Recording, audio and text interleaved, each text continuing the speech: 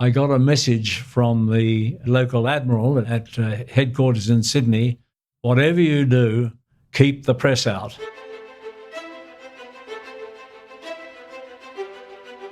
Welcome to the podcast where we track down Australian war veterans, have a chat with them, and hear their stories. I'm Alex Lloyd, and this is Life on the Line. The single greatest sacrifice I've made is my family. There were a couple of public beheadings. In order to kill them, you've got to be a little bit angry. Not psychotic, but just angry. We could look down Frankfurt and see it on fire. Stuff blowing up everywhere. There will be no surrender. And then they had to fight an enemy in amongst women and children in those buildings. I could never not go back. They were my friends and they felt like family. She did say, "You've changed." A soldier put everything on the line to help one of our blokes. Ian Richards was a Rear Admiral in the Royal Australian Navy. Angus Hordern spoke with the 40-year career naval veteran about his war service and life at sea.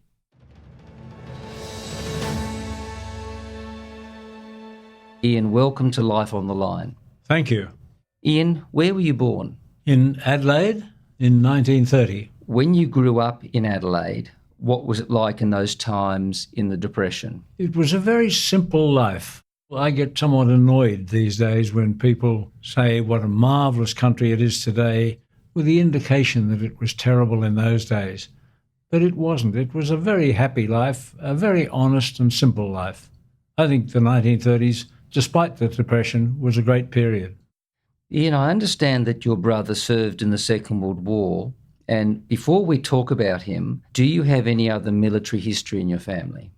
No, my other brother, of course, was served in New Guinea. He was in New Guinea, in fact, on his 17th birthday. He lied about his age in order to get into the army, and my father wouldn't sign the documents, so he joined the chocolate soldiers, as they used to be called, the Chocos, and then transferred to the permanent army, and he was in New Guinea for his 16th birthday. Let's talk about your brother Bob. He served in Bomber Command in the Second World War, and he was killed when he was shot down. Can you tell us a bit about what happened to him? I have no idea of the circumstances of his actual loss. He is buried in the War Grave Cemetery in a little village called Batapalia, which is not far from Salerno. Beautifully kept, I must say, row upon row of 22, 23, 25-year-olds, and an extremely sad and heart-tearing place to be. Ian, you've given us a typed transcription of a letter that Bob actually wrote to you, dated the 20th of July 1943.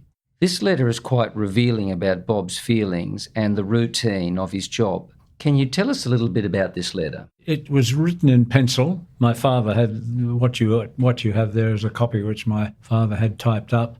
The interesting thing about it is the reading between the lines without a great deal of sensitivity. You can detect the fact that he was bloody frightened, and with good reason, and he wasn't a warrior by nature. He was very much like my son Huey, actually. I think Huey is almost as my son is near enough a carbon copy of my brother. And I wish I knew more about just what happened to him, but unfortunately that's lost in the annals of history. And sadly, of course, that letter was only sent literally days before we lost him. Yes, it was.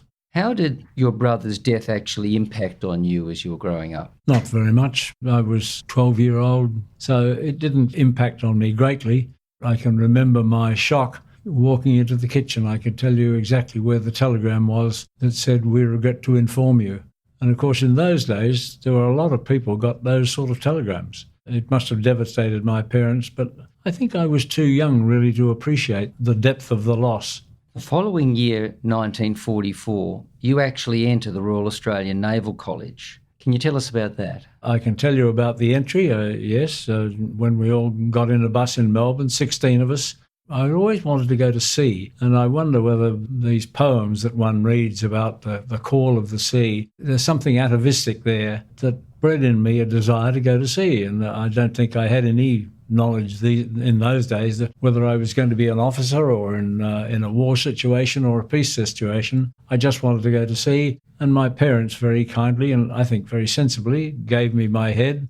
There was a number of tests to get into the college. I think there were 800 applicants that year for 16 places. And of course, it was wartime, so the services, a military venture, was very much sought after in those days. Then going into the college, personally, the toughest time was the first year at the Naval College. The level of rigidity and discipline was such that if it occurred today, if some school or establishment was found to be operating that way, there would be a royal commission. It was not brutal, but it was terribly, terribly harsh. You were beaten 3 times a week, roughly, on the average, and once a month, because you were a terribly slack group of fellas, you'd have what was called a general punishment, where you got 6 or a dozen on the backside from a Donnybrush. Some of the fellas who were wheeling the Donnybrush were first-class cricketers. You'd see the whole 16 of us with a nice rectangular backside for a week or 2 afterwards. Yet it was all recorded, it was all put down, and for some reason none of us rebelled against it. Ian, let's go to your training, and you're posted over to the UK. Yes, we left in the end of 47. As was the practice in those days, we went overseas for 4 years. That was a marvellous experience for a 17-year-old to spend 4 years wandering around the world in the grey funnel line. And of course, you start your training, and during your training, the war ends. That's right, yes. I was at the Naval College. I can remember doubling across the parade ground. It must have been 7 o'clock at night when we finally got the word that the war was over. Your training took you to exotic places, let's say in the West Indies, the Baltic Sea perhaps less, but you served on ships such as the Devonshire, the Belfast. Can you tell us about some of those experiences? Yes, the Devonshire was the training cruiser full of cadets. That was a very well-run organisation. We had a 4-month training cruise around Norway, Sweden, in the Baltic, as you say, and a 4-month cruise around the West Indies. And following that, I joined the Belfast in Portsmouth. We went to the Far East and I spent something like 15 months in the Far East in Belfast, when China was a very different country to the one it is at the moment. It must be lovely for you for when you go back to England, and if you take your family, that you can actually go on board the Belfast in the Thames and actually relate to the fact that this was your ship, and that must be special for you. Yeah, I love the Belfast, and I take my family and show them where I slept, and I'm very proud to be the Vice President of the Belfast Association. Ian, in January 1950, you were promoted to a sub-lieutenant, and you then commenced your specialist training at Greenwich. Oh, Greenwich was a marvellous time to be a 20-year-old on the fringes of London with a great spirit of camaraderie and the great privilege to be living at the Naval College. To have breakfast in the Painted Hall was really, really quite something. If you have, I don't know whether you've been to Greenwich, but the Painted Hall is the most beautiful place, and the chapel, of course, is exquisite. So we were very, very lucky to be living in that wonderful environment. Ian, we've all suffered seasickness at certain stages at sea. Did you have any particular bad bouts of it? Oh, yeah, shocking. I wouldn't dream to claim the virtues of Nelson, but one thing we did share in common was that we both got terribly seasick, and towing a couple of years in a little ocean rescue tug called the Sprightly, which used to tow barges and so on up to Manus and back, and the trip from Sydney to Manus and back was worth half a stone at least. But finally, after a brutal period, I can remember going across the paddock, as it was called, in Victoria, which gets very lumpy in Bass Strait, and across the north of Australia. But finally, my intestines got used to it, and it didn't bother me after that. So, Ian, what was your first Australian ship that you actually were posted to? Oh, Warramunga, when I got back to Australia. So we're talking about the old World War II tribal-class destroyers. That's correct, yes. And the Warramunga actually saw a lot of service in Korea. So can you tell us about your work when you were up in Korea with the Warramunga? Yes, I was the postal officer. I was very important. I learned the importance of mail to morale because we were in Sasebo, and the fleet mail officer, I'd gone over to collect our mail, and the fleet mail officer said, I've got some mail for Concord and Comus, I think it was, a couple of RN destroyers that are up on the gun line, and could you take them? I said, yes, surely. So I took them back on board and put them in the chart house and rather forgot about them. And a few days later, Jimmy Ramsey, Silver Jim, Captain Ramsey, Commander Ramsey as he was then, said, Sub, did we have some mail for Comus and Concord? So I said, oh, yes, yeah, I think we did. Yes, it's in the chart house. And he said, I see, Sub, and when do you think you thought you might deliver that mail? And then I was a bit nonplussed, shall I say that, and I could see the storm coming, and he tore me to shreds. I think that in an age today where everyone communicates automatically with email, if you were on board a ship and you're just doing your routine, the mail that you had was their connection with home. Oh, vital. I mean, he was absolutely right to tear me to shreds. Can we talk about what Warramunga was doing with regard to its operations around Korea? 3 different tasks, as it were, we had. On the east coast, were occupying in interdiction fire, shooting up trains, particularly shooting up tunnels to try and disrupt the rail system. We spent quite a lot of time around a little island called Yangdo, which was held by a US Army colonel and a couple of hundred South Korean Army, and it was about 2 miles offshore. It had recently been unsuccessfully invaded by the North Koreans, and our task was to all night to fire a star shell about every 15 or 20 minutes to illuminate the area between the island and the mainland to detect any oncoming craft. There weren't any, as it happened, but that was what we did on the east coast. On the west coast, we were occupied as safety ship for the carriers. Glory, I think it was, and Theseus, and I think Melbourne were flying operations over the territory off the coast, and we were the rescue destroyer usually. We supervised some of the South Korean patrol boats. In fact, coldest night I've spent on my life. I spent sleeping on a park bench in a Korean winter, which is pretty chilly to say the least, because I was offered the opportunity to go down below. But I was there, incidentally, to make sure that they just didn't anchor and all go to sleep for the night, which is what they tended to do if they weren't supervised. So I was there with a dizzy rank of sub-lieutenant, trying to happily persuading them that they should continue with their operations. I was offered the opportunity to go down to the accommodation down below and occupy somebody's bunk. But the kimchi smell that came up from below was enough to turn me off. So I spent the night sleeping on the pub or lying on a park bench on the patrol boat, and it was a very cold night. Ian, you mentioned the weather. I understand that those Korean winters were absolutely bitter. Bitter but beautiful. They were crisp, clear, very bright. In fact, the weather off Korea was pretty acceptable. It would occasionally get rough. I can remember a soldier we had on board who was reveling in the joys of life at sea. We used to take soldiers occasionally to sea just to give them a break from the front line. And we took this soldier to sea, and he was saying what a soft, easy life we all had until we ran into a bit of lumpy weather, and he decided he wanted to go back to his slit trench. The Korean climate was very benign as far as we were concerned, apart from being bitterly cold.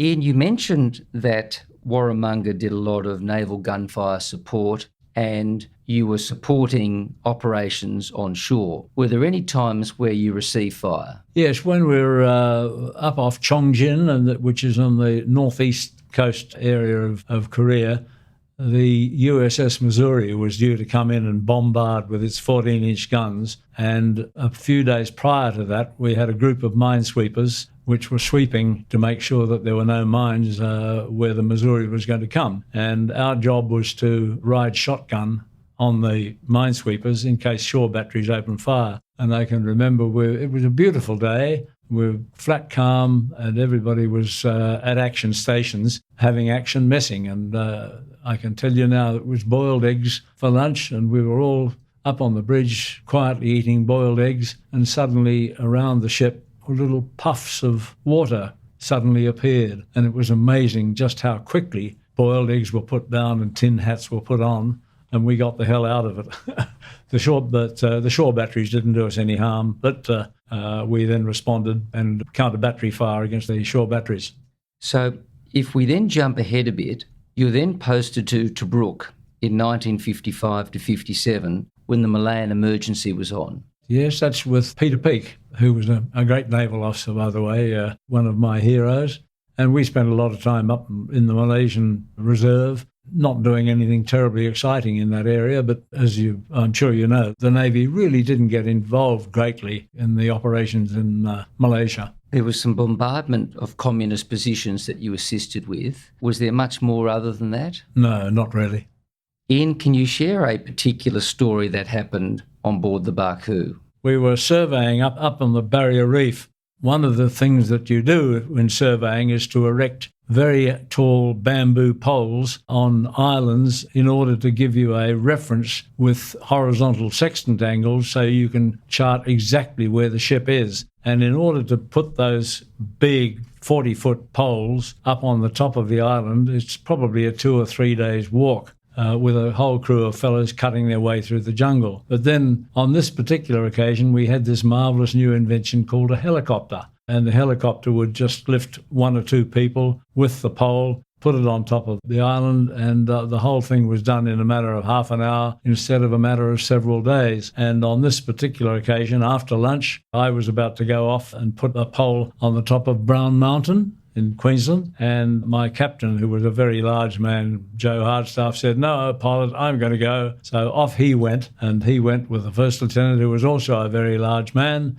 And on top of Brown Mountain, they came to the unfortunate situation that you don't want in a helicopter, which is hot, high and hovering. And she was hot, high and hovering off the top of Brown Mountain, and she just sank into the trees. And the first lieutenant ended up in hospital. The captain was severely injured, and I was left with my first command, HMAS Baku, which I enjoyed for a day.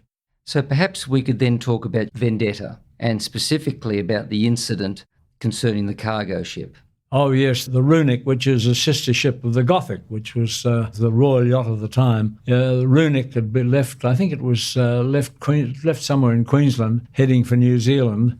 The captain had his wife on board for the first time in his life, and she was sailing. The chart at the time said that the currents, I've forgotten which way, but we'll say the currents normally set from the north to the south at 2 or 3 knots and so on and so on. And there was a little phrase at the end, but occasionally they go the other way. Anyway, the captain had obviously not read the last bit of the wording, and the Runic at 15 knots went straight up on Middleton Reef, and I suspect she's still there today. She was never removed. We were racing up and down offshore, close offshore, to try and put a big wake in to see whether she could float off, but she'd gone up. A ship of that size doing 15 knots, she was stuck. She was there forever.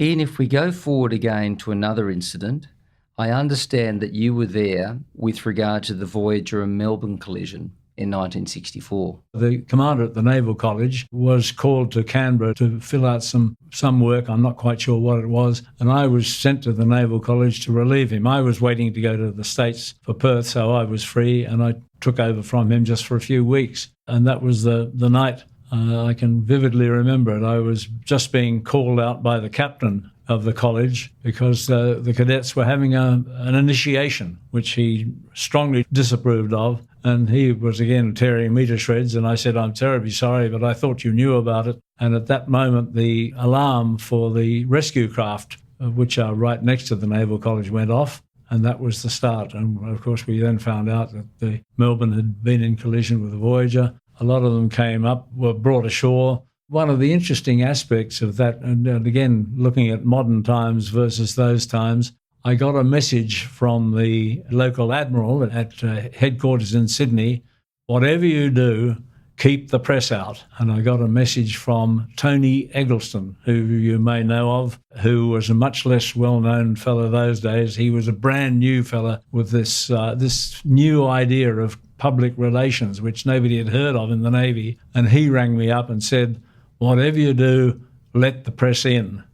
And it's the only time I've ever flagrantly disobeyed an admiral, because I let the press in. I said to them, "You can have freedom of the Naval College. We will do everything possible to let you do what you want. I ask for 2 things, no photographing of dead bodies, and do not wake any sailors that are asleep or resting." They were true to their word, and I was told later, I don't know whether it's true or not, that the treatment of the press would have been one of the terms of the Royal Commission if it had not been for the way they were treated at the Naval College, because the rest of the Navy blotted them out. And it's extraordinary that you can think that people would think you can sink a destroyer, but you don't want the press to know about it. And did you hear from the Admiral again? No, I didn't get roasted by the Admiral, actually. Ian, after that terrible accident, you then have a couple of postings in the 60s and 70s. Can you share some of those experiences?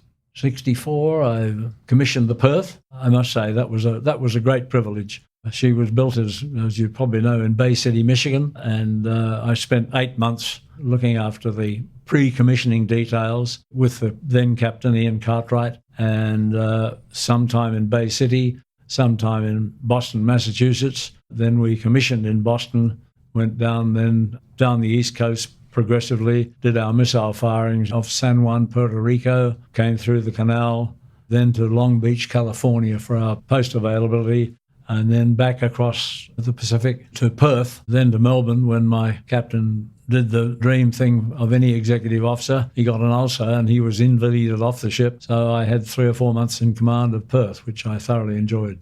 Very grateful to him for getting himself taken off the ship. And how many hands were you responsible for as skipper? 300. I think Perth had 330. 330, give or take a few. And in particular, I recall that you enjoyed your time on board Stuart. Oh, yes, that was the highlight of my life.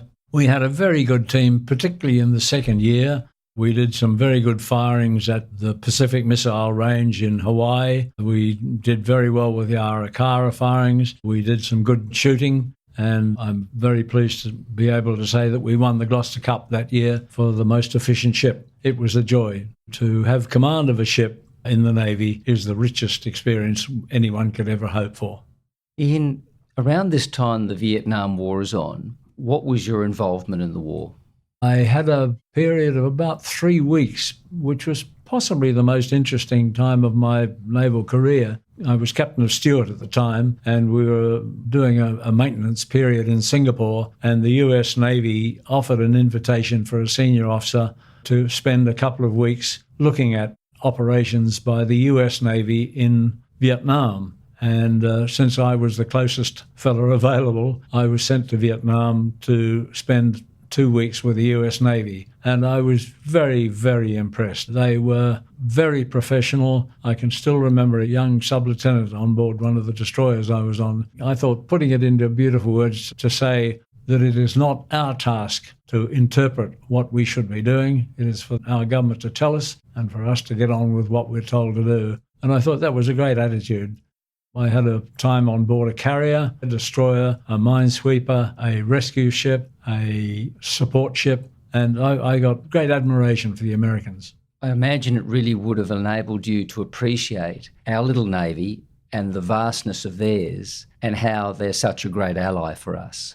I'm an absolute disciple of the US-Australian treaties and affiliation, and I think that affection between the US Navy and the Australian Navy is a very strong bond, and I believe, from all I hear, that the current navies, both US and Australian, treasure that friendship and maintain it. Ian, it's interesting you say that, because if you look at the 3 services in the Second World War, the Army, Air Force and Navy, it was the Navy that had the greatest involvement with the American Navy. We dispatched our capital ships, Australia and Shropshire, with your ship, Warramunga, and Arunta, our 2 tribal class, and they were attached to the American 7th Fleet. And they were the guts of the fighting power of the Australian Navy in the Second World War in the second half. So to your point, the best of the Navy was always with the American Navy.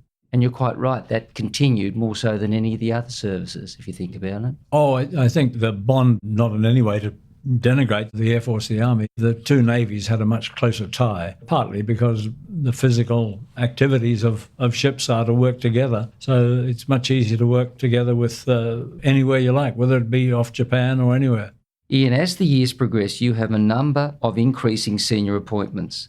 Let's talk on 2 in particular. Firstly, in 1982, when you were promoted to Rear Admiral. Yes, Chief of Joint Operations in the Defence Force. That was a very interesting time, and I think perhaps looking back and trying to think of contributions I made, I think one of the things I tried very hard to do, and in fact succeeded in, was to get the Army to think more mobilely. The Army used to do all its exercises on the East Coast, and I said, this is nonsense. if we are going to do an exercising the Army, Navy and Air Force, we've got to do it somewhere where the transport is difficult, because the hard task will be supply, maintenance and logistics. So that was the first year which we held the kangaroo exercises off northwest Australia. That made it a much harder task with very different requirements, different needs, and the logistics were the big issue. Then on the 31st of October 1983, you become the Deputy Chief of Naval Staff. How was that? That was a plum job, yes. I really enjoyed it. The day-to-day running of the Navy for the Chief of Navy, David Leach, was my boss, and that was a great challenge. I'd done an economics degree because I was impressed by Sir Arthur Tang, who had an economics degree, and I thought I listened to him arguing with various people, particularly senior Defence, Navy, Army and Air Force people, and I thought he has a way of framing his ideas, a way of putting his point, which lets him win arguments when I felt that the weight of the argument was in favour of the services, but Sir Arthur would win the argument by the way he managed to put things. Also, that showed up in my time as Deputy Chief, when restrictions of finance dictated what we were going to do. Ian, you've been with the Navy for 4 decades, but you've also in that time had an opportunity to start a family.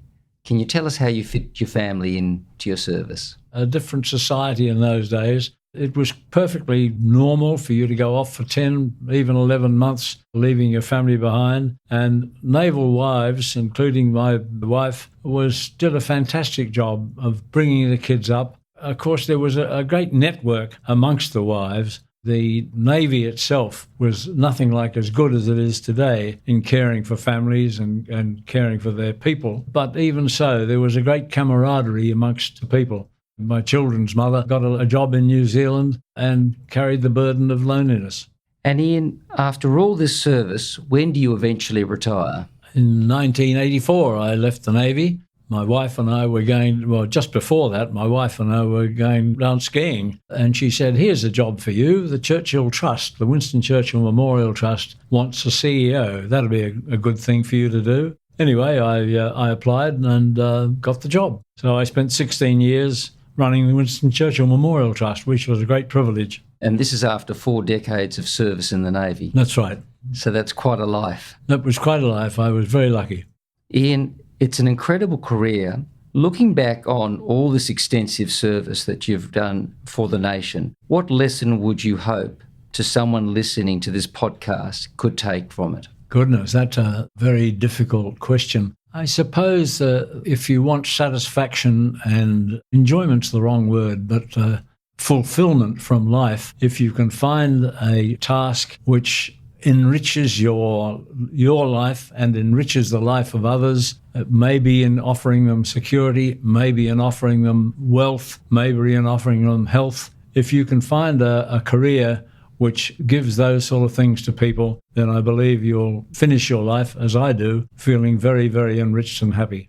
Ian Richards, thank you very much for your service and for sharing your wonderful story of decades and decades of service to our nation with us today. Thank you. My pleasure, and thank you very much.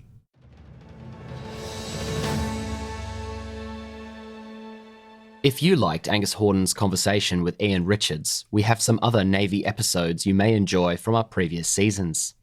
For Navy officers in particular, listen in Season 1 to Number 4, Guy Griffiths, Number 6, Ivan Ingham, Number 8, Sarah Turner and Michael Wright, and Number 11, Andrew Robertson Volume 1 and Volume 2. In Season 2, check out Number 26, Alison Norris, Number 32, Peter Jones, and Number 40, Rothsay Swan.